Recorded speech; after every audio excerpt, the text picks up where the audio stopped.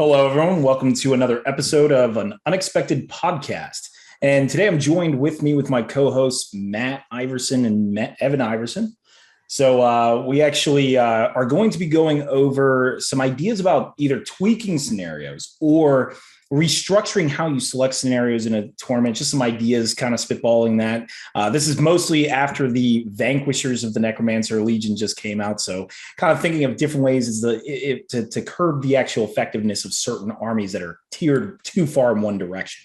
And but before we get into that, we're going to be doing our list review. So as always, everybody who wants, you can submit a list to us. We will review it here on the podcast, and we just try to get to one per episode. So, Evan, what list do we actually have today? All right. So we've got a yellow alliance here between what looks like four factions, Mordor, Isengard, Serpent Horde, and Corsairs of Umbar. So Warband 1, the list all right. So that didn't left. work. Hang on, I'll get it worked, back. It worked very briefly. There you go. So for those seeing this on YouTube, obviously we're going to put it up on the screen here, but if you're listening, we're going to go ahead and break it down for you. So we lost the list for a second. Yeah. So we've got King with 3-13-2. It says Witch King of Angmar, right? Yeah. For our listeners who can't see. King? Which King? That King. I'll be here all night, folks. It says he's got Horse and Morgul Blade. I can't exactly do the math in my head. I hope they have him as having the Morgul crown, but it doesn't say on the actual profile. So I think if not, there's low-hanging fruit for us to fix. Yeah, I think it's safe to say that if he doesn't have the Morgul crown, give him the Morgul crown. But they probably just forgot to write Morgul crown in the profile because it's such an auto-include. And in his warband, he's got 8 Morannon orcs with shields and axes. Axes aren't any additional points. He's just specifying that he wants axes on them. Warband 2 is alerts with 10 Uruk-hai with pikes. Fairly simple there. Warband 3 is Suladan on horse with 6 Haradrim with bows and spears, 6 Serpent Guards, 4 Watchers of Karna. And then in Warband number 4 is Dalamir, Fleet Master of Umbar, with 6 Black Numenorians.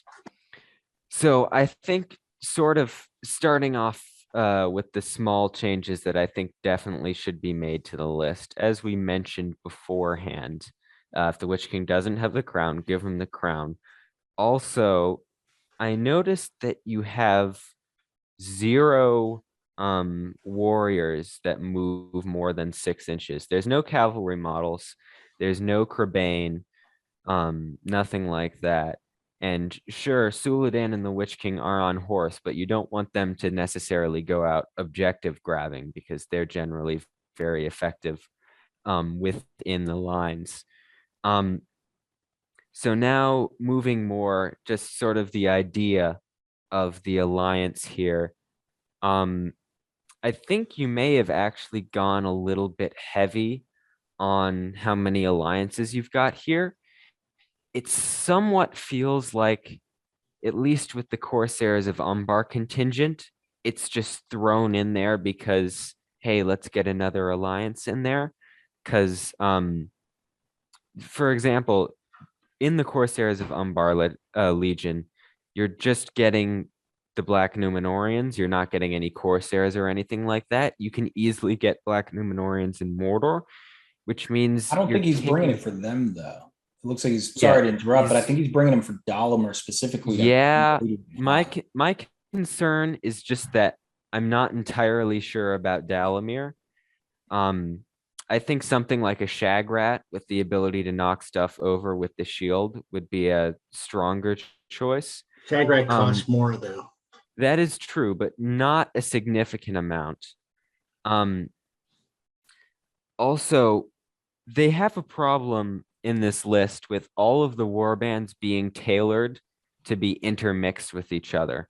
So this army is entirely reliant on everything sort of intermingling with each other.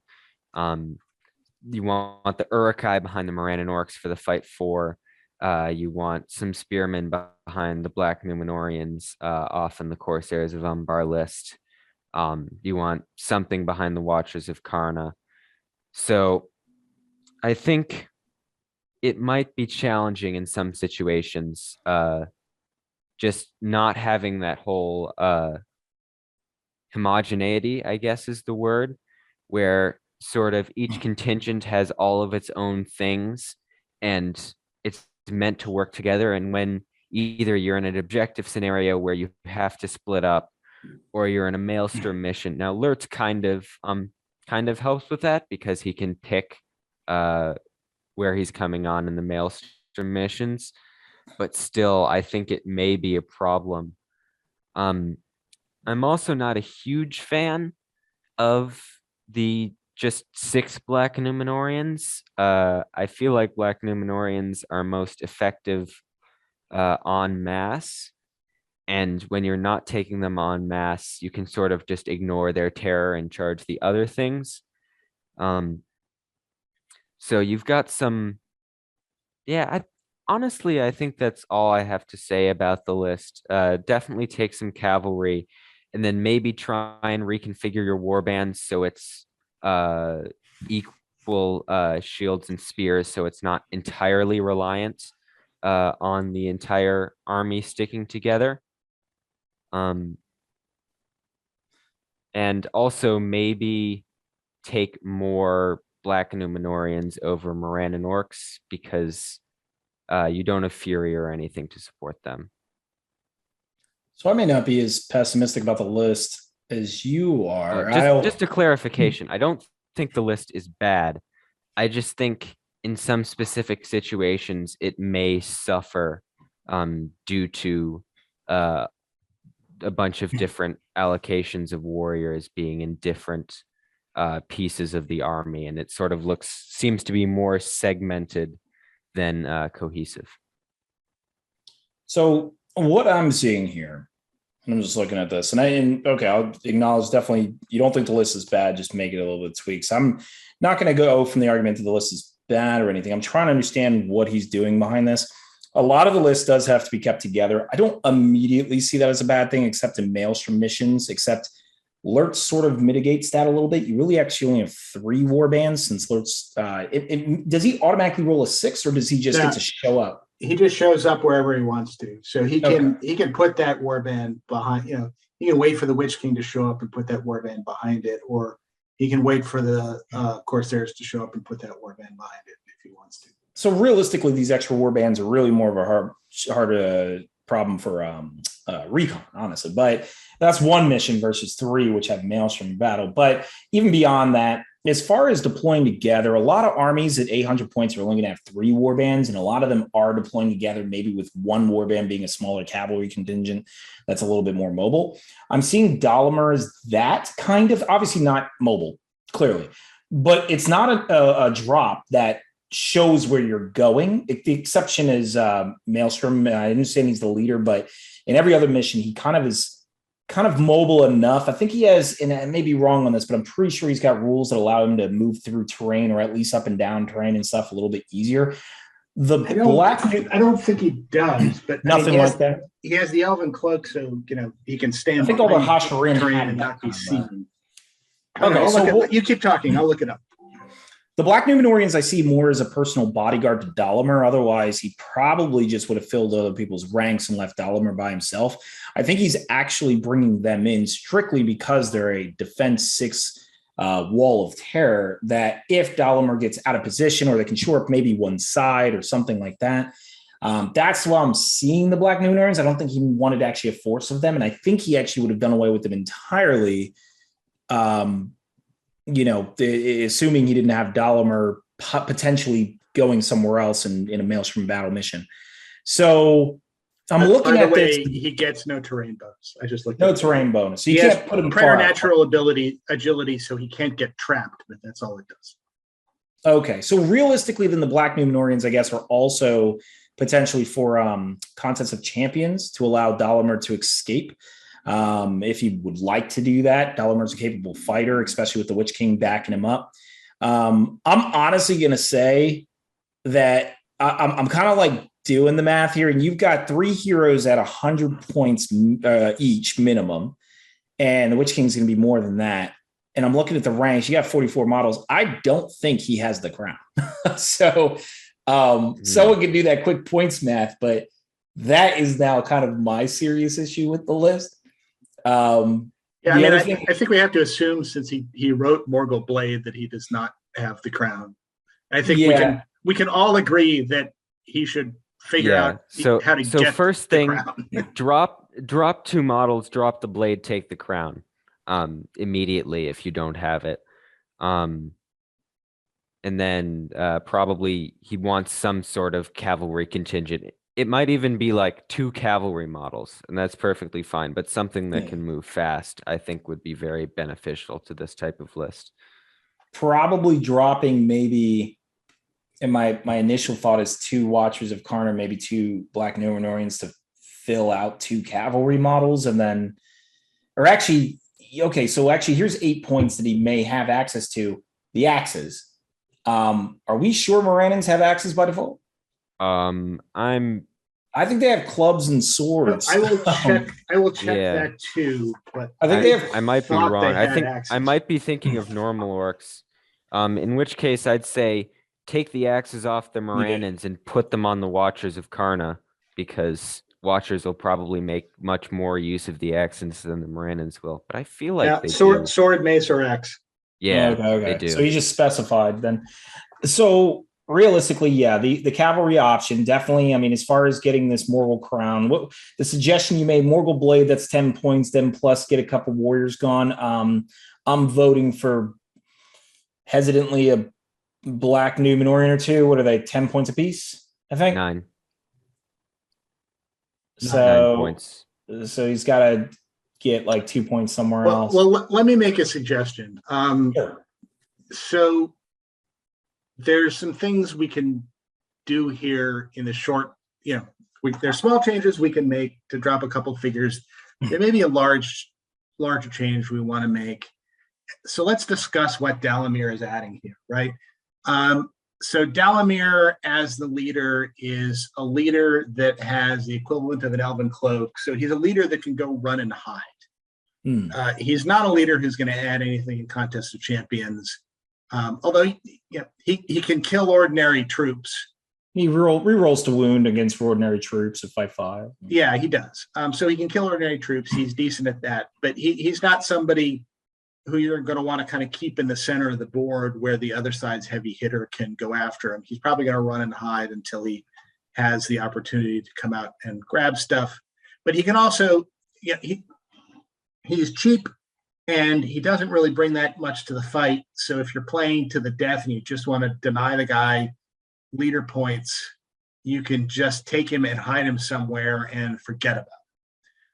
That's one advantage that Dalamir brings to the table. The other advantage is his smoke bombs. His smoke bombs work well in combination with the Witch King of Angmar, because the Witch King of Angmar can throw a couple spells to drain somebody's will away, and then Dalamir can get into a position to throw a smoke bomb at him and automatically channel transfix him. And that's a nice synergy with the Witch King. With all that said, I wonder if I'm on Team Evan here, that there's one too many allies in here, and I wonder if Dalamir is the extra ally. You can, I think, drop Dalamir, take the 6 Black Numenorians that are in his warband, put them in the Witch King of Angmar's warband, then take 90 more points to do other stuff with. And there are plenty of extra slots here. Even if the Black Numenorians go in the Witch King of Angmar's warband, he's still got another slot there he could fill. Lurtz has 5 more slots you could fill. Suladan has, I think, 2 more slots you could fill. And you could slot in there. You'd have the points, I think, at that point. Even if you filled out all of those warbands to full strength, you'd have the points to put in a couple of Serpent Riders to get some mobility. a few more pikes to stand behind the Morannons and the Black Numenorians. I still think 6 Black Numenorians is useful as long as they're in one place and they're near the Witch King, because you still have your 6 wide wall of terror, which is a significant problem to get around. And then especially when space half an inch apart. And then you can, and if you put a half an inch apart, you can stuff a bunch of pikes behind them to get extra dice in the combats. And Lurtz is, I think, a great add to this because of his ability to come in wherever you want, and the fact that he brings Heroic March with him. So you can figure. So if you look at Suladan's warband is set up so that it can fight on its own. It's got guys that are going to fight in front, and it's got plenty of spears. It's actually got. You could probably strip a couple spears off of the Haradrim bow guys there. Because you've got 12 guys with spears and 4 guys without spears. So if you needed some extra points, you could do that. But dropping Dalamir from this list, I think, gives you enough points to solve all of the problems we've identified. It gives you enough points to change the Morgul Blade into the Morgul Crown. It gives you enough points to kind of bulk out the warbands, and it gives you enough points to add some mounted stuff. And I'm not sure at the end of the day what Dalamir brings to this list is more important than solving all of those other problems. I don't know what people think about that, but I understand I understand Dalamir brings some stuff to this, but I think his 90 points might be better spent someplace else in this list. Curious. I'll give a tiny defense to this because I think what he's trying to do, it seems like he's picked the most cost-effective evil heroes that hit the hardest at their points level, with the exception of the Witch King without the crown, which we all agree he should fix. But he's trying to, with 44 models, average defense 5, and I'm just going to say that because it seems like half his models are, not half, like a third are defense 6, a third are defense 5, and the rest are defense 4, so somewhere around an average low of 5. I think he's trying to overwhelm with 4 heroes, because at this points range, generally you get 3 solid heroes and maybe one of them is like a wizard. But here in this case, he has 4 heroes that all hit hard. Yes, even his leader. And his leader does have 3 points of fate and is quite capable in combat enough to at least avoid getting killed off, to the point where if the Witch King had a Morgul Crown, I think he's got a lot of solid hitters that are kind of overwhelming you in a sense. Like, he's got enough models to weather the storm while these heroes do their work. And even if he drops 2 models somehow to get that Morgul Crown, I still think 42 at 800 points it's not terrible. I mean, I would like more at this defense value, but that's what I'm seeing him doing. It seems like he's bringing in cost effective. And even if you got to bring this Witch King down to maybe 10 will, with the Morgul Crown, I think you're actually now you got to be good at spellcasting. All right. Now, and there's an argument to be made here. He really shouldn't spend much of his energy spellcasting at all, especially if an enemy wizard is in play, or wraith. But I've seen people play, like Mick is commonly doing this, is the Witch King at 10 will with a Morgul Crown. I mean, you effectively have more like 15 will if played properly. It's just, we don't know his ability to play properly. I'm trying to analyze the list as if it didn't have any allies. I'm just looking at him like, what if this all came from Mordor? I'm seeing what he's trying to do here is not like alliance craze. It seems like what he's trying to do here is to hit you with as many solid hitting heroes while keeping his numbers as high as possible, and then his ranks bolstered by what they bring to the table, which is magic and a 6-inch banner. Not to mention shutdown capabilities from 2 different heroes, the smoke bombs and the transfixes. So I'm not against what he's doing here in the context of it all coming from a single list, because he's not a red alliance. So he just simply loses a bonus. A bonus is fairly irrelevant in all cases here. So I'm really not against it. I'll be honest. What he seems to be trying to do here, I think, him keeping the list together is not that hard, with one ignoring Maelstrom battle practically. All of them having a healthy supply of might. He has 11 might, and at 800 points, that's a solid amount. I think he's going to overwhelm with this group of like not tiny heroes, but he's basically overwhelming with mid-range heroes. That's what I'm seeing here.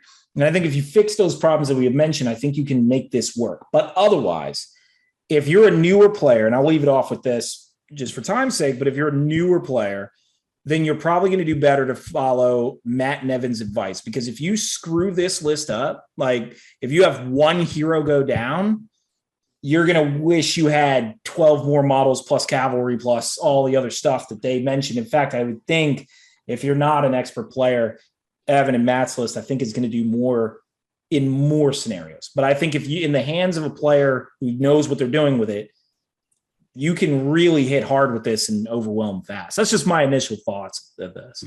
So, yeah, I mean, he's clear. I mean, that's clearly his intent. His intent was clearly to take kind of all the most cost-efficient killers on the evil side, put him in one army list, fill out with cost-efficient troops, and go forward. Yeah. I just, and maybe it is a player's skill level. I think I would rather have, instead of having Dalamir as the fourth hero and try and overwhelm with him, I would rather have 50 plus models and some cavalry. So I've got 3 good and maybe a couple, and then the Morgul Crown and maybe an extra will point or 2 on the Witch King of Angmar, and then just overwhelm with my 3 good heroes and my 50 plus models. Which at 800 points is, pretty good numbers. And that would be my preference. I mean, I played with Dalamir a bunch. He is useful in certain situations. If you can get him in a situation where you've canceled out the other guy's heroes, he can kind of run amok amongst the warriors. But if you get him in the wrong place, he loses one fight, he goes down very quickly because he's only got the 2 might. He can call heroic defense, but he's only got the 2 might, and he doesn't have the wounds to basically take more than 1 punch before he goes down. If Dalamir gets charged by a hero on horse with higher fight value, he's usually toast, is what I've found. Yeah, especially because he only has 2 might. So he spends 1 to strike. He botches the. Well, he doesn't spend the strike. He spends it to defend and hopes for the best. Yeah. The problem is he's inconsistent with that, especially with only 2 wounds. Yeah, he's got 2 wounds. He does have a bunch of fame. So he can usually, if he calls the heroic defense, he can usually take 1 punch. But then the next round he's toast because he's probably out of might at that point. And somebody else is going to call a heroic move into him, and then he'll die horribly. But that said, if you can neutralize what's his courage out of interest? Is it 4? Courage is 4. Then after the first turn of breaking where he auto passes because of legend, he's very likely to run because I'm fairly sure he's only got 2 will. And courage 4, probably down to 3 if there's a ring wraith or something on the other side. So I think him running is definitely a possibility. I mean, if you're playing with him as the leader, he's probably not a fighting leader. He's like the Denethor type leader where I'm going to run and I'm going to hide in this house until most of the rest of the big heroes are dead. Then I'll come out and slaughter some warriors. That's the way he gets played. But. Yeah, I feel like just my personal preference, if I were to take a list like this, what I would do is I'd decrease the numbers a bit because I'm usually fine with like 40, 38 models. I'd take Shagrat instead of him, make the Witch King the leader, play the Witch King somewhat similarly as more of a support model that maybe charges into combat sometimes into basic troops and then spends the rest of his time casting spells. And then I've got a much more reliable hero that can do more damage, that can take more hits in Shagrat. And I feel more confident with that sort of thing. But that doesn't discount Dalamir as a viable leader. but All just right, an so alternative. we've got three varying points of advice here. You got three different directions you could go in. You can take Devin's advice and pretty much keep it the way it is and just add in the Morgul Crown. You can take my advice of dropping one of your heroes and upping your model count. You can take Evan's advice, which is convert Dalamir into a more powerful hero and decrease your model count. You can go in any one of these three different directions and have an equal chance of failing. So, all right. So there you go. So I guess going into the main topic, I suppose, go ahead and take the list down. All right. So I guess to give some context to this, there's actually been, as mentioned at the beginning of the video, a lot of wondering if the Vanquishers of the Necromancer are too powerful. And to be honest, I don't think they are. And I don't, maybe we can talk about whether or not they are or not, but this is actually a common theme that happens in a lot of new armies, that where if they're swung too far in one direction, Ranger of Ithilien being another great example and all that, they excel at certain scenarios, they fail at certain scenarios. And what this does is it creates a negative play experience if you happen to match in that scenario with the wrong army to deal with them. So it seems, though, that the answer here happens to be not necessarily the armies themselves, but just simply and maybe either how we select scenarios, or possibly could we make suggestions on tweaking these scenarios to mitigate these problems. So I wanted to throw out some ideas, and I know you guys had a couple other ideas, and we're just spitballing here for anyone listening to this one. I mean, I don't think these were well play tested or thought out in some sort of tournament thing. Maybe we'll throw a tournament and play test it out. But before we do that, I'm just going to interrupt you for a second, and I want to put a pin in what you just said about the Vanquishers of the Necromancer. And sure. I want to circle back to that after we talk through, kind of what we would do with scenarios. So, about the reference to them being broken. Yeah, and whether or not this is a solution to that. I am not convinced that the problem we are addressing here is a Vanquishers of the Necromancer problem. Maybe I'm wrong, and maybe when we'll talk through this, we'll I don't think it is. I don't think it is. So throw some more context, actually. I went to Articon 2 years, however many years ago, I forgot, when this pandemic was not a thing. And I was doing well, and then I hit Contest of Champions against Sauron and a Balrog. And if I had just had any other scenario, I get that, and the reason I didn't want to kind of get into a whole discussion about this, and why I just said let's put a pin in the Conquest of the Vanquishers the Necromancer issue, is because I think there may be a different, related but different issue that's going on there. But in any case, the pin has been placed. So, all right, we'll talk through your proposal. Well, I mean, overall, I was pretty done. I mean, I guess there's the pin that we have to address now. But just to make it clear to anyone listening, this is definitely not a Vanquishers issue. This is apparently the Ring Wraiths. Apparently, they've been that Ring Wraith Legion. I didn't even know that was a problem, but apparently, I guess the Germans that can be a problem. So, why don't we try and define? Let me see if I can throw out the issue. Tell me if it's the same issue that you are thinking about, or whether you're thinking about a different issue. So this is the problem as I see it. The problem as I see it is that there are some combinations of armies, Army X versus Army Y, that when pitted against one another in a certain scenario will produce either a guaranteed victory or almost guaranteed victory for one side in that pairing, coupled with a bad playing experience for one or both sides in that period. Yeah, is that the issue? Exactly it. That is the issue. All right, got it. So maybe we're talking about the same thing. Yeah, we are. I just wanted to make sure that we were, and it sounds like we are. So now that we've defined the problem, Devin, go ahead and solve it. All right. So once again, this is just spitballing answers. No play testing done with this, so I have no idea. I just was talking about, okay, I hear a lot of people throw out this idea of random scenarios. Maybe I'll try this in the tournament one day. Who knows? Maybe a sub-Nova tournament, possibly. I don't know. But there's a game actually I play on the side called Marvel Crisis Protocol. And for those, I know. A game you play on the side? Occasionally. How could very you betray us, Devin? I think I've played it 3-4 times this pandemic. But yeah, basically, Hang on a second. I need to unfriend you on Facebook. Keep talking. Basically, from the couple games that I've played, the way I understand the scenario selection to work, and it's just interesting. I don't know if this would work in Lord of the Rings, but like they both have both players have like 3 scenarios that they come to the table with. And I'm not saying you actually do that, but out of it, they get to the opponent pulls one out of that selection. And then you kind of, I guess in now current game, you randomize the last one.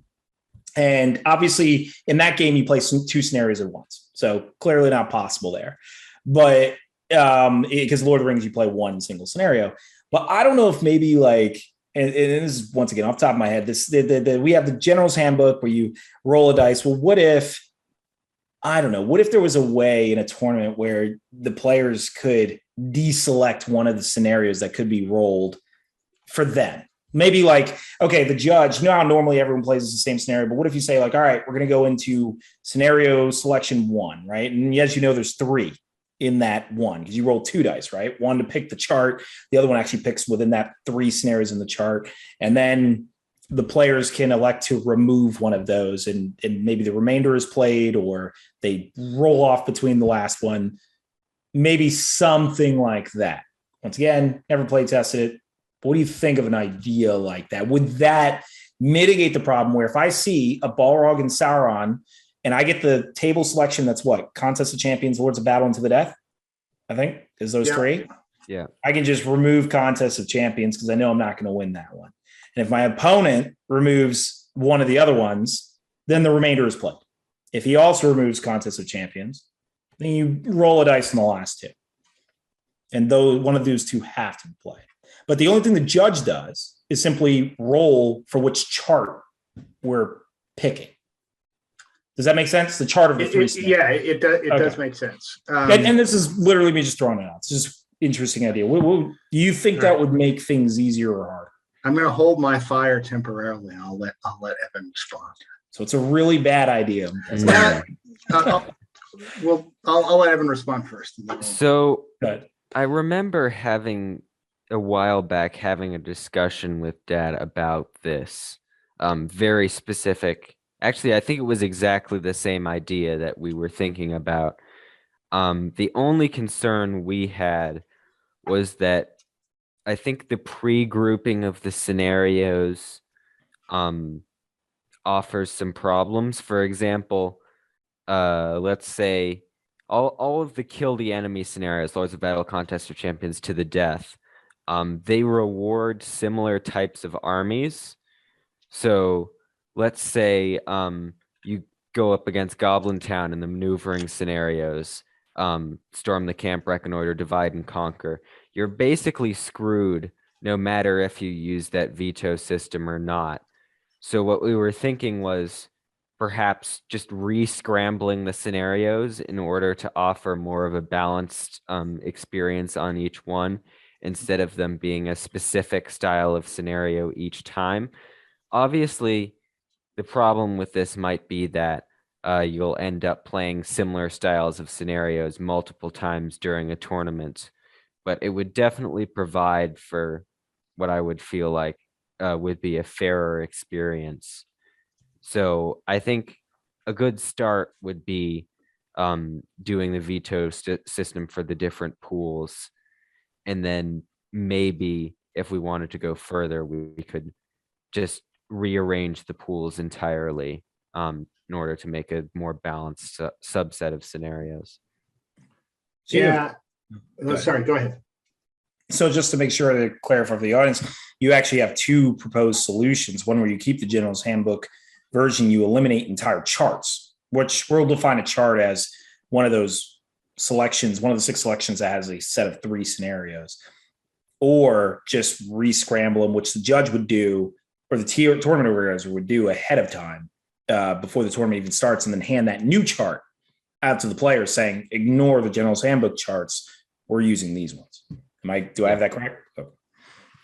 So So my thoughts on this are, well, first of all, I'd say this, what you just proposed is actually very similar to kind of how we often do scenario selection when we're kind of playing like friendly games over at my place on a weekly basis. And you're right, that is a decent way to make sure that you don't get you don't get the horror story of, oh great, I got to play Contest of Champions versus the Balrog, or or something like that. I had made this almost a very similar suggestion to you for Nova a couple of years back on this to try and fix it, to attempt to address kind of like this issue and say the Goblin Town problem.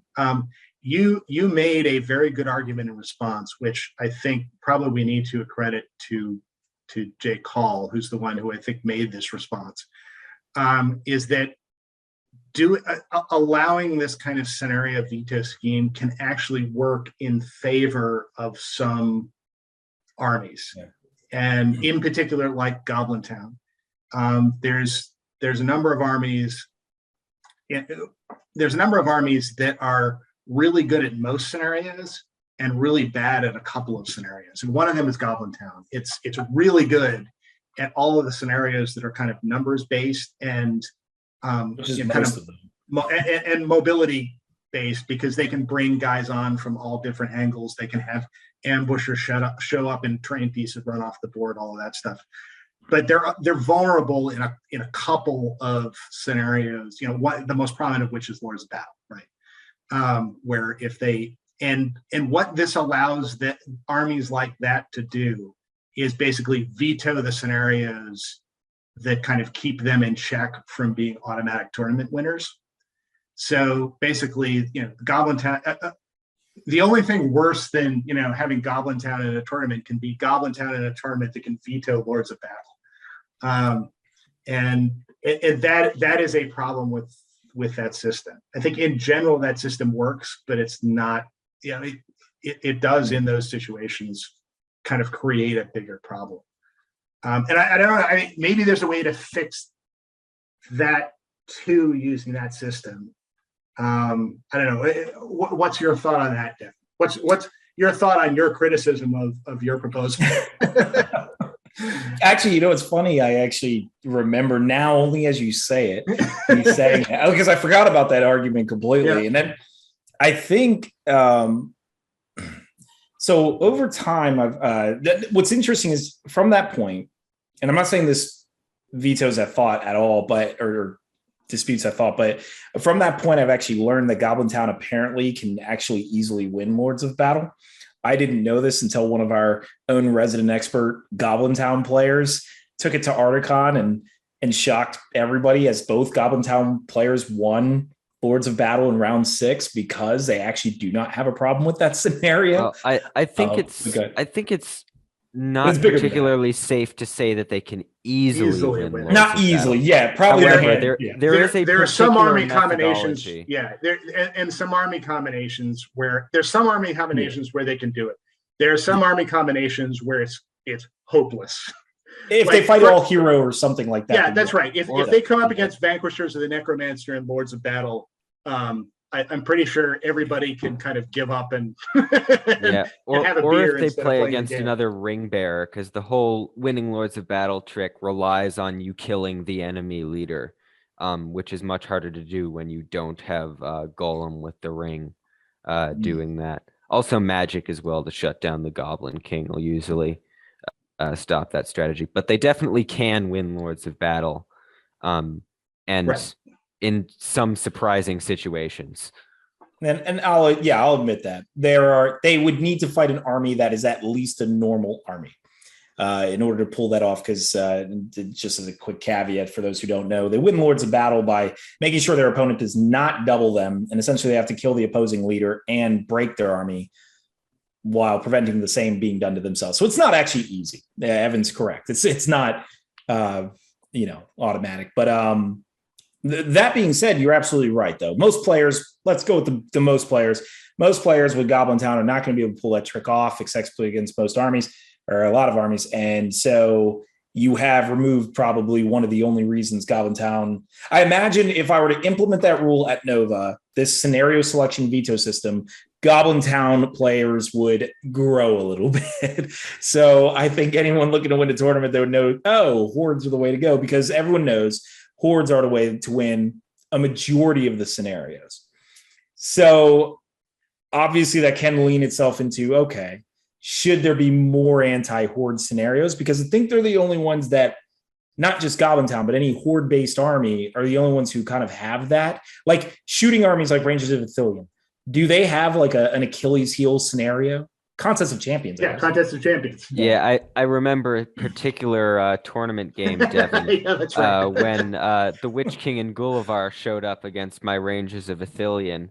And despite me absolutely murdering all of your hopeless orcs, Faramir died on turn 1, and I just watched as Gullivar slowly ate my army and won because of that. Oh yeah, who was playing that Angmar army? I'm sorry for all the pain. But yeah, I mean, so that is the. I mean, there are some Achilles heel scenarios for the shooting armies too. Okay. And it's still just one or two though. It's not even that many. Yeah, it's one or two. But they, the flip side of that is that the Rangers of Ithilien, I think there are probably more scenarios than Goblin Town where they don't have kind of an auto win type of situation. I mean, which by the way is the flip side of the coin for armies like Goblin Town, is it's not just that they have one or two weakness scenarios that they can veto out. They have many scenarios that they can, that they have a decent shot in some combinations of auto winning, like Reconnoiter. If you have the right Goblin Town list against most opponents, you will auto win. And the same is true of a number of other scenarios, like the divide and conquer, or like the command the battlefield scenario, where you want to get guys in all 4 quadrants. That's another one where it's really hard to lose if you're playing Goblin Town. Because of the scribe. Yeah. And so what you can do is you can kind of use your veto strategically, not only to get rid of like the one scenario that you hate, but kind of make it so that to help engineer that you get one of the scenarios that you really want in order to win. This may segue slightly into, I know Evan said before the podcast that he had some changes to certain scenarios proposed. Without going into an in-depth changes to scenarios just yet until he talks about his, there was an idea. I remember I tested out some scenarios where instead of number of models on a point, it was the points value points worth of models. Oh. And what did you think about that? I don't remember how that went, because I know we kind of stopped doing it once we just accepted only doing GW. I don't think we had anybody who really abused it to its fullest extent.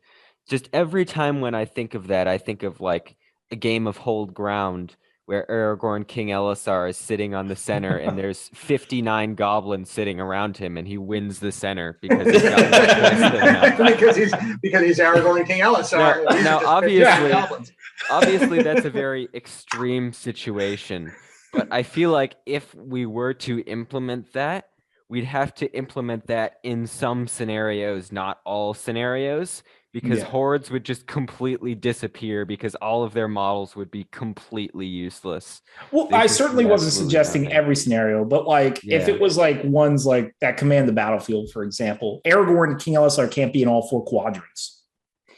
If you play the Balrog, then theoretically the rest of your force is not that big, or it's just numbers based. So it's the same problem for them.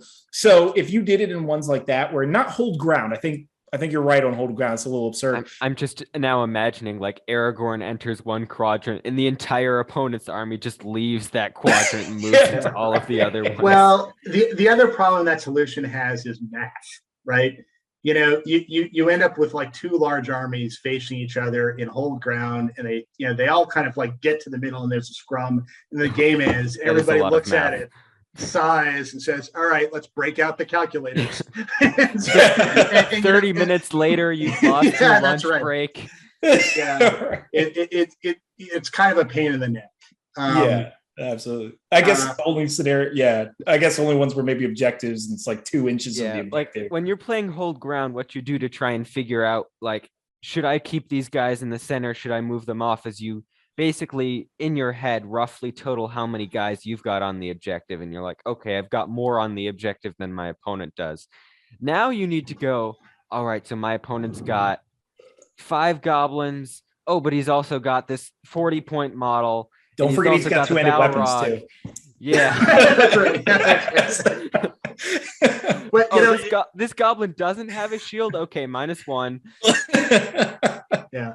And you're WYSIWYG, guys. Yeah, then you start strategically buying expensive but useless stuff for your heroes to try and get them on the there's a use for 2-handed weapons. Use for the Morgul blade. I have given it. That's right. Or the what is it? The flail, the 2-handed flail for the Witch King. Yeah, my orc captain has a shield, a bow, and a warg.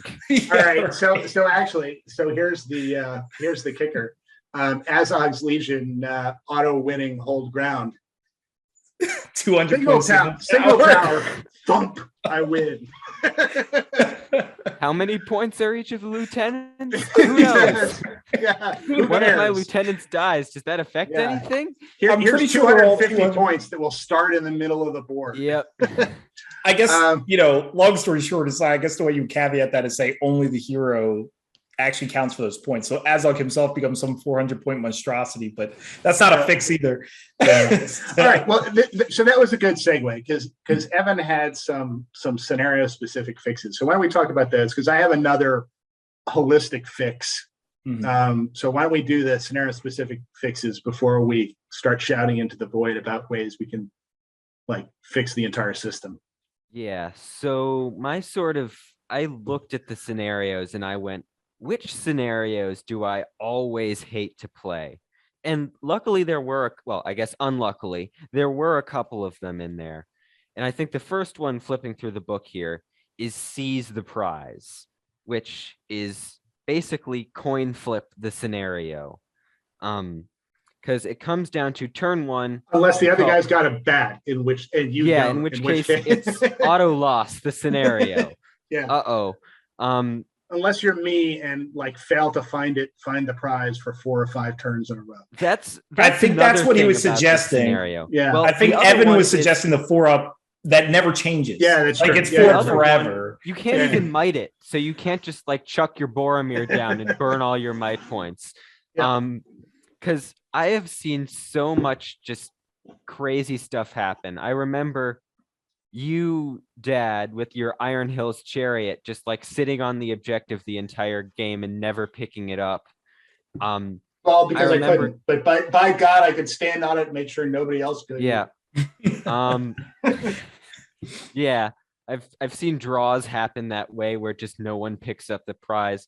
But I think the most problematic thing for me is whichever army is able to push past the prize is basically able to win the game most times. So what you do turn 1 is either you have cavalry or you don't. If you have cavalry, if both sides have cavalry, you call heroic moves and heroic marches, and whoever moves first moves their cavalry up, surrounds the objective. You can't charge them on turn 1 because you've marched and you don't have the move range. And then you basically just make a wall, and then you grab the objective, and then that's that. We've also seen bats run up turn 1, as we just talked about, grab the objective, and then go flippity flap. As a caveat to bats, magic is really bad against bats carrying those things because they can make them fly over your own ranks.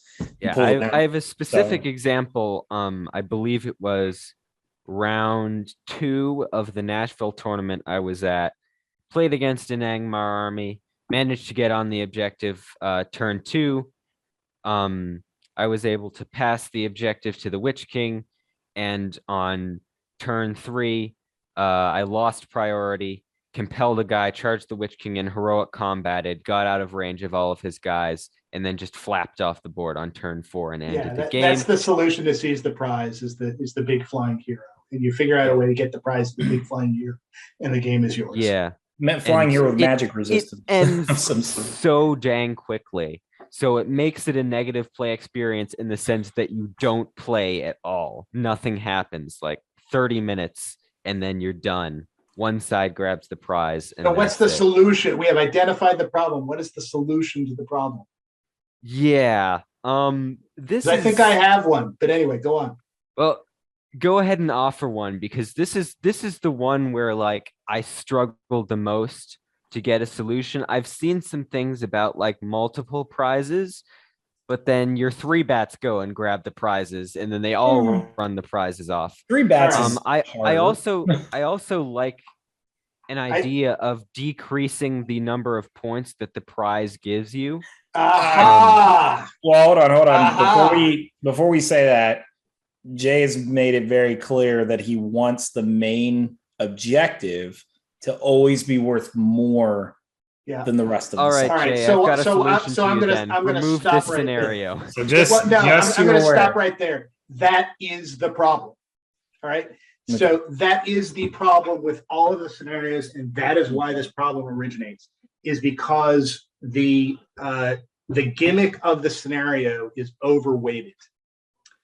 And the gimmick, you could solve the gimmick of the problem or the gimmick of the scenario, and you can auto win the scenario.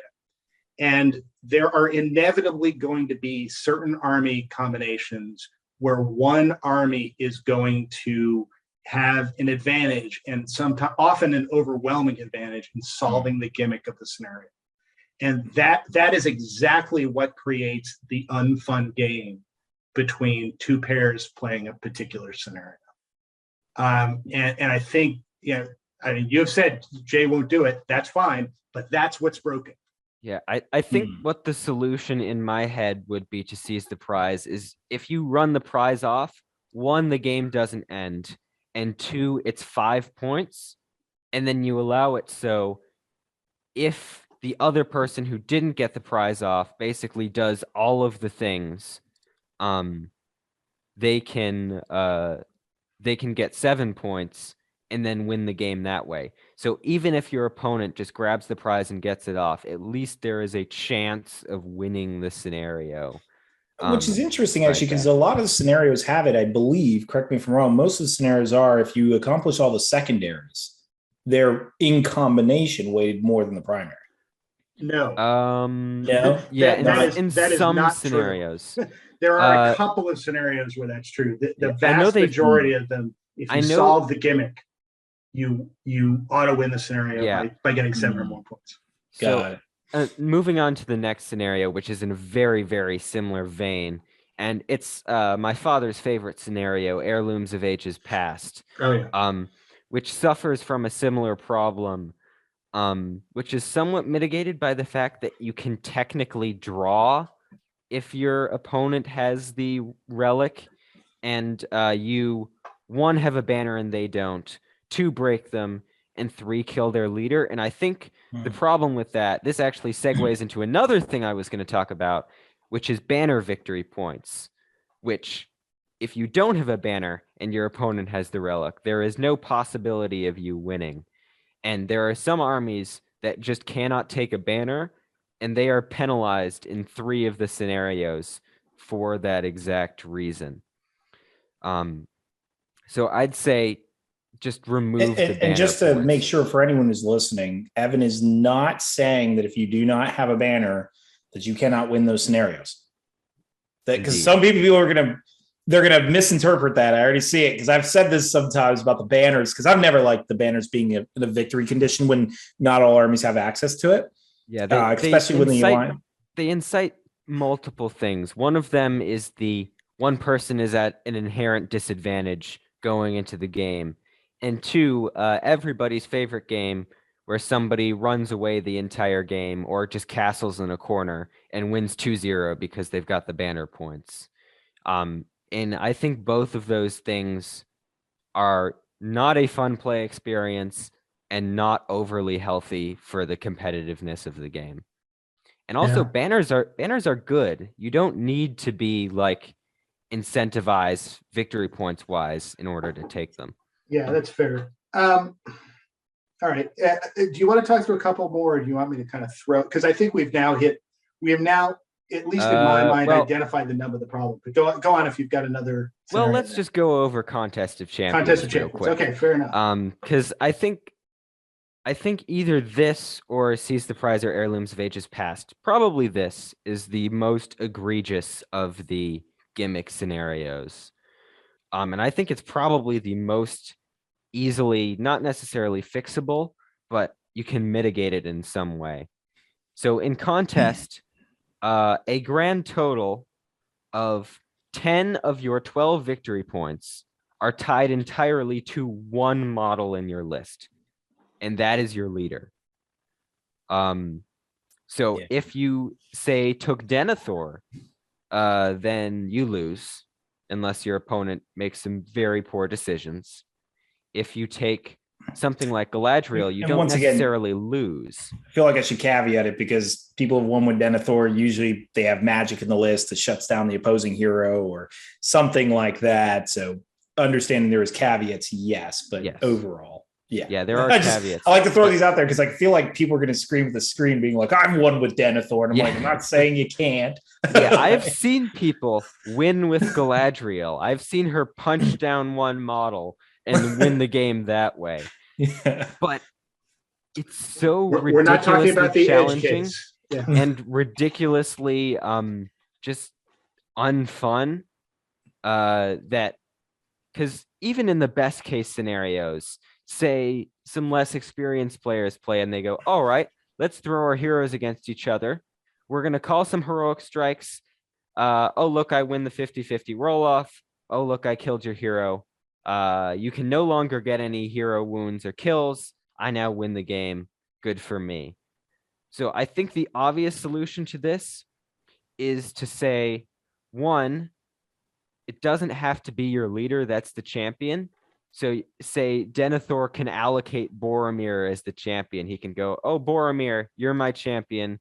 Go fight for me. Which is pretty fitting, to be honest. Yes, I mean, that's very fitting. Kind of how that works. Galadriel, Galadriel can say, hey, Celeborn, go fight for me. And then two, if your champion dies, someone else becomes a champion. So you can at least score victory points. Because I think the most infamous game of Contest of Champions was at Articon 2018, 2017. Oh yeah, and one it was of those like two turn two lost. It was a turn two game. Yeah, it was a one-turn game. Jay Clare killed Kylie's Arathorn on turn one with Bard, and then they called it there. And for those who don't know, he's referring to the championship round, game 7 of Articon, and I believe it was year 2, where Kylie was against Jay Clare and lost. Yeah. You said turn 1, basically? It was turn 1. Yeah. I believe it was precisely turn 1. Admittedly, yes, those who are expert players will say, well, she shouldn't have rushed. Who was it? Bard versus Malbeth? No, not Malbeth. Bard Arathorn. Versus Arathorn. Yeah. Whether she should have rushed him in or not is irrelevant. The fact that the game could end. Yeah, that should never happen. No. Yeah. She should have been able to do that and still not necessarily. Yeah, exactly. Yeah, not necessarily been out of the game. Any scenario system that allows that result of, I can do something on turn 1 or 2 that makes it hopeless for the other guy to win is broken. And that's not an isolated example either. I mean, there are other scenarios like that. Like, you get Gullivar to the center of the board. He picks up the prize and, he's off to the races with the prize. That's another one where it was essentially over on turn. And yeah, I mean, look, the fact that you're telling me that Jay has stated that he wants the scenario, he wants the gimmick of the scenario to be the dominant thing in the points dispersal, it tells me a lot, because, as I thought through this particular problem, the more I hit on the fact that is precisely what generates all of these unfun results, is the fact that the scenario gimmick, because it's the scenario gimmick is what one side or another in a lot of these pairings will have huge advantage in. Like Goblin Town, playing Reconnoiter, if they have properly designed their list and they have a board with a usual amount of terrain, will win the gimmick. And there's nothing the other side can do about it. Contest of Champions with the Balrog or Sauron, absent extraordinary circumstances, or both, will win the gimmick. Lords of Battle, where you're playing against, Balrog, 2 cave drakes, and a dragon, will probably win the gimmick. I remember that situation, Dad. I remember that all too well. What it turns strategy into, what it turns tournament strategy into, is a betting game when I'm building my army of which scenarios do I think are going to come out of that randomized slot. And I know going into it that, if I get this scenario, and this scenario, I've got a decent chance to win this tournament. If this scenario comes up, if this card gets flipped, I'm done. And, I have to kind of build an army that's designed around kind of minimizing the number of bad card flips for me. And that's not what army design should be about. That's not what the game should be about. The game should be about, we're getting on the table. We're not all going to be equal. We're not all going to have a 50-50 chance because there are going to be different variables one way or the other. But, I shouldn't, the chance should never be more than, say, 33-66 or 60-40 or something like that. And I mean, unless we want to discuss further, I think I have a way to do this. It sounds like it's a way that Jay's not going to like, but I want to throw it out there. And by the way, we're going to try a version of this because, one of the things you may have seen in the Shadow in the East tournament pack is that we are not using any of the GW scenarios. And one of the reasons is because we're going to try a variant of this, not this exact version, but a variant of this that's going to be, kind of more designed for narrative type scenario base. But so this is the way I would design the scenarios. And I think you could redesign all the scenarios this way. You basically have 3 chunks of 4 points. The first chunk of 4 points is, kind of the standard 4 points that all of the scenarios are going to have. Whichever scenario you're going to play, you have a chance to get these 4 points. And those 4, in my head, those would be, 2 points for breaking, 1 point if both sides, 1 point to each if both sides broke. So that's 2 points. And then the other is 2 points if you kill the leader, 1 point if you win the leader. Every scenario has those.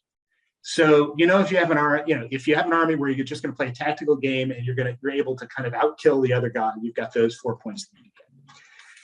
Then you've got the gimmick, right? You've got the scenario gimmick, and the scenario gimmicks can all stay the same because I don't think there's any problem with the scenario gimmicks. I enjoy the scenarios. I enjoy, kind of the different ways they operate. I even, enjoy seize the prize and they get to the center and grab the prize. I enjoy all of that. My only problem with it is that they're determinative of who's going to win in most cases. But you just limit it to 4 points, right? You get 4 points if you get the gimmick. And so if you get the prize and you get it off the other side's board, you get 4 points. If you get it in his field, instead of 5 points, you get 3 points. If you get it and you have it in your field, you get 2 points. Okay, so that's 4 points. And then you have the other 4 points. And I think what you do is for each army, you come up with basically a Chinese menu, and it could be a small Chinese menu of scenario objectives.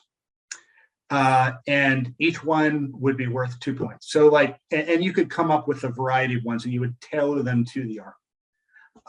And, for example, for a Goblin Town, it could be outnumber your opponent in the center of the board.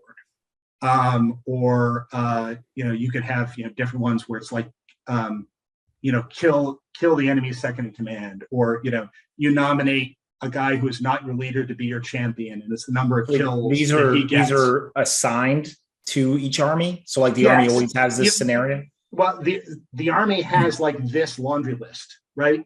And of 3, 4, 5, 6, type of these. And at the beginning of the game, you pick one. based on who you know your opponent is. And you say, all right, well, against this particular opponent, this is, I think, a good option for me. So I'm going to pick this. And, it's not a scenario breaking thing because at most it's going to get you 2 points, right? And then also the other guy has one that's going to get him 2 points, right? And you could work this. You could either have it be 2 points or 4 points. I'd have to think out kind of how this would interact and whether like if you fail to get your objective, at all, your opponent gets 2 points. But basically, or you could just have the objectives apply to both sides. Or you could have the objectives apply to both sides. Exactly. That would work perfect.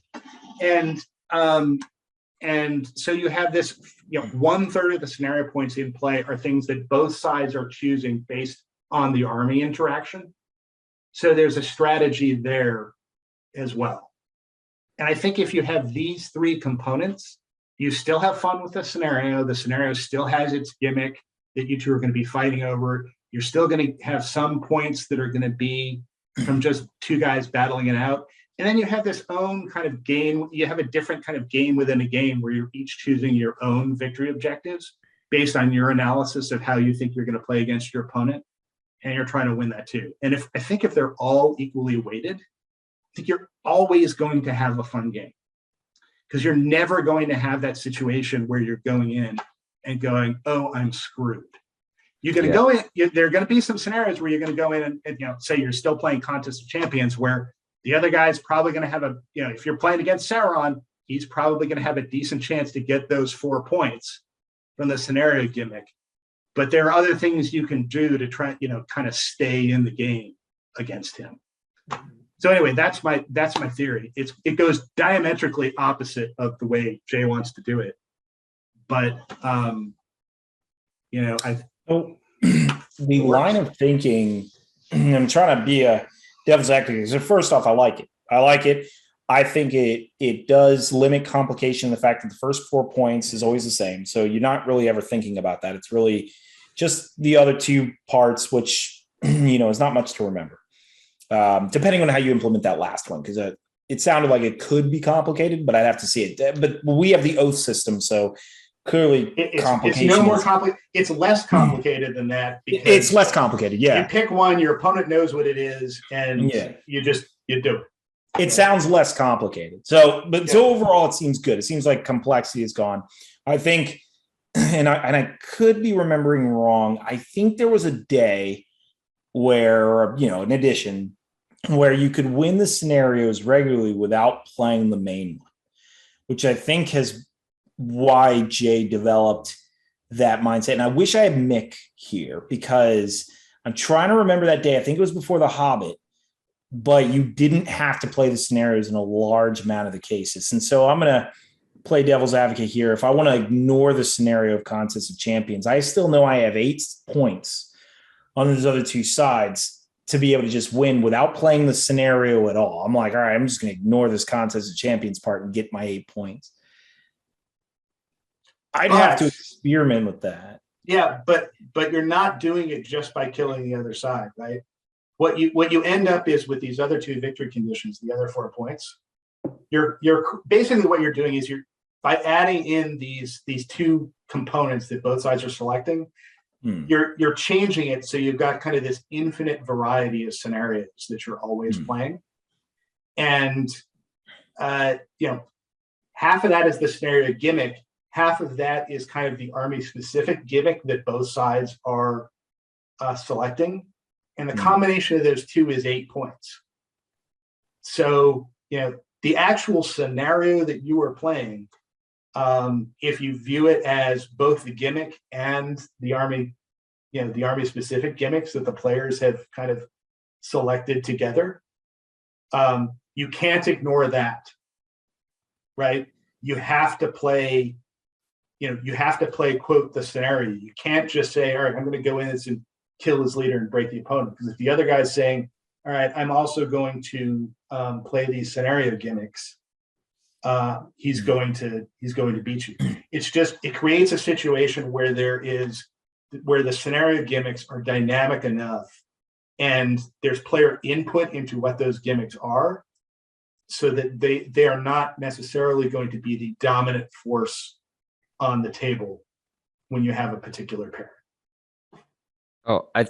So I forgot one thing, and I think this can sort of be almost an add-on to what we've been talking about, which is the whole idea of round time.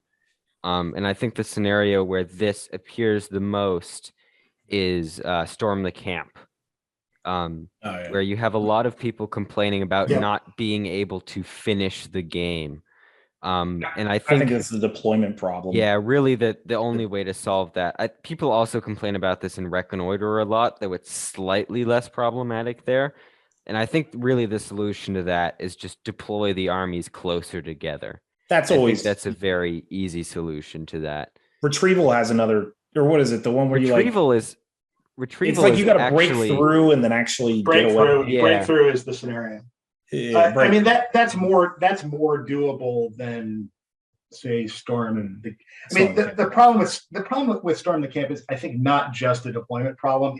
There's an incentive problem that because the way that scenario is designed, it creates an incentive in a lot of army combinations for both players to sit in castle and say, why don't we agree to draw this game?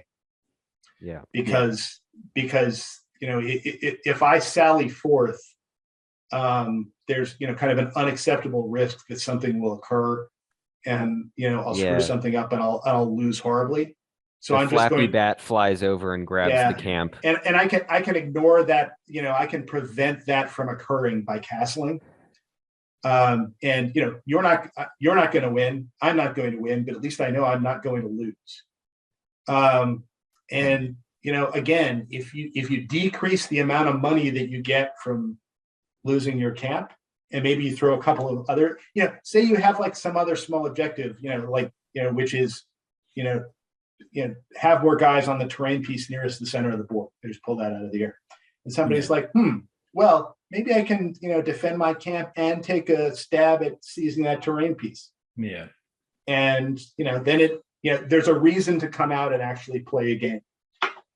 I wanted to pitch this one idea before we end this podcast. In about 10 minutes, I suppose we'll give it. But I was actually kind of thinking, as I'm listening to you with this other idea, as that third idea, I like it. I do. And I'm just, once again, I literally just thought of this, so it might be a terrible idea. I kind of wonder if these scenarios would be better served if they had like kind of two gimmicks, but that are kind of almost opposed to each other. And I'm just throwing out hold ground with the Lords of Battle in that center, like just in that center. So like models you kill in that center is part of the scenario as well. So like more models in the center, sure, but also killing models in the center get you some other pool. And so it's like you kind of have these like two sort of opposed where one's favoring the horde, the other one's favoring the smaller army clearly.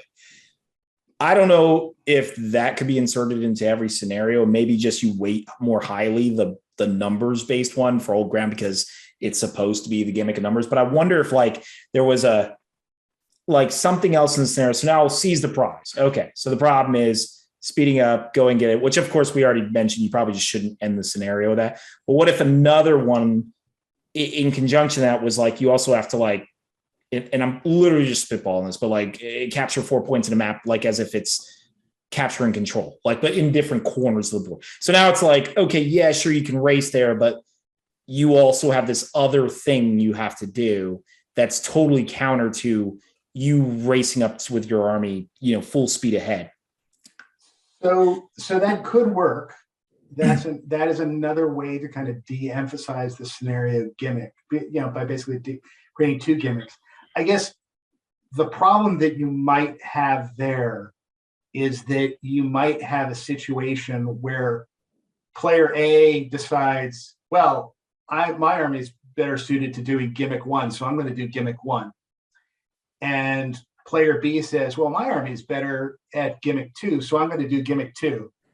Player A achieves gimmick one, player B achieves gimmick two, and then they sit and they stare at each other, and it's a 4-4 draw or whatever. Well, I guess that's where you make it where in the second example I gave you, that's definitely going to happen.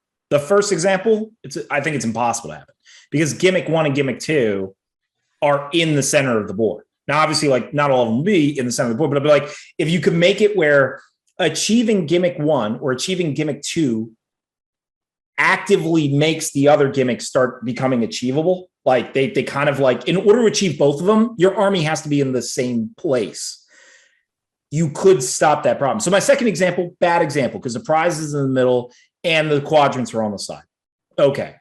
So what if then it's and once again, I don't think these two are the greatest example, but like recon and seize the prize, where your armies are actively trying to go on the opposite side of the board, but you just happen to be bringing this prize with you. And I don't know, but you can see how like they are going to have to collide with each other. I think the first example is probably the best one. Like you probably actually go through a lot of time thinking about this and whatnot, but basically you get the idea is a gimmick, two gimmicks that, you know, are kind of weighted toward two opposite kind of armies, but yet can't be avoided if you play any of them. I don't know, probably requires some thought, but you get the idea. Otherwise, your idea is probably going to take less work to implement because it's just 6. I mean, unless you're saying 6 different ones across any army. So like Goblin Town has their 6 and then Corsairs. Well, that's what I was thinking. It wouldn't necessarily need to be 6. I mean, you could do it where it's just like a menu 6. Yeah. Like the oaths, like everyone has the same oath selection. I do like that idea of combining multiple things though, because obviously another classic example of a no fun game is you've got your Khazad-dûm army against their Rivendell Knight army and Lords of Battle, and you fight a grand total of 0 combats throughout the entirety of the game. Yeah. That's obviously a negative play experience. And if there were objectives on the board or something like that, that the dwarves could get to and at least have something they would be able to do so the player felt like they were able to do something, then I feel like that would go a long way to help patch these things up. And there you go. There's a great example. It's like, okay, the Rivendell Knight player can shoot, but as of right now, they've given up ground. And because they've given up ground, you know, there's objectives on the board that the Khazad-dûm just captured. Now you must engage, you know, or something like that. I just feel like, yeah, if you can make the gimmicks where like you can't ignore the other one, like in order to play yours, you have to play into the other one as well. And as Evan mentioned, I do think you come up with a list of scenarios where, and you can still make them thematic. I'm not saying just literally posh scenarios together and call it the Recon Lords of Battle scenario. Like, you know, you still make it some thematic battle, but well, I don't know. We're out here playing capture the flag. So what is really thematic in these scenarios? Fog of the supplies. Yeah, right. I mean, I think if you did let the players kind of get a vote in all of this, that would be a good way to make sure that the different combinations are kind of relevant and so you're saying have that, but let the players decide.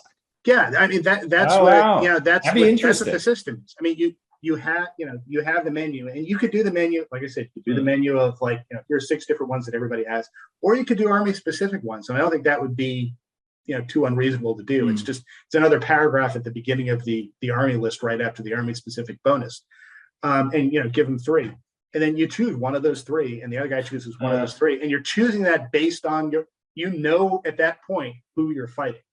But you have to make sure that selection 3 doesn't create the scenario you just mentioned, because if I'm playing against you and I have the opportunity to just take my 4 points over here. Yeah, but remember, there's only 2 points in each one, right? Yeah. So that's the thing is, you know, you can kind of, you know, you can, it's enough to kind of edge you over the scenario where it's like, all right, I'm just going to have a fight plus I get this additional thing, and you know, he can have the scenario gimmick. It's enough to edge you over, but it's not enough where it's like my entire strategy is going to be around getting these 2 points, and that's all I can do. I got to come up with some other way to interact with the game. Yeah, exactly. Well, then, I mean, so I guess we all agree here, and correct me if I'm wrong, that it's not these armies that are the problem. It's just the scenarios. So that's why I put the pin in the Vanquishers, the Necromancer at the beginning of the episode. And thank you for taking it full circle. Yeah, I think this game should be created so that these armies can't be the problem, because the game is obviously created to incentivize you to play these armies, right? They have a Vanquishers of the Necromancer Legendary Legion. They want you to play it. So make the scenarios so that if you play against that Legion, and if you play that Legion, you will have a fun, balanced game. Yeah. I mean, and it's never going to be 100% balanced, but I think if we succeed in achieving the first of those two objectives, you have a fun game, we've won. Yeah. Right? Yeah. It doesn't have to be completely balanced, but it should be balanced enough so that it's always going to be fun. I mean, that should be the objective of the scenario system, is we will create a fun game between any two armies. And the way this, that was kind of the revelation that I had when I thought through this particular problem is, we kind of went into, I like you came into this thinking that this was an army specific problem. And then when I kind of thought it through some more and kind of ran through all the different combinations in my head, I realized it's not. It's a scenario problem. And it's a scenario problem that's generated by that rule that apparently Jay Clare is insisting on, that if you do the gimmick, you win the scenario.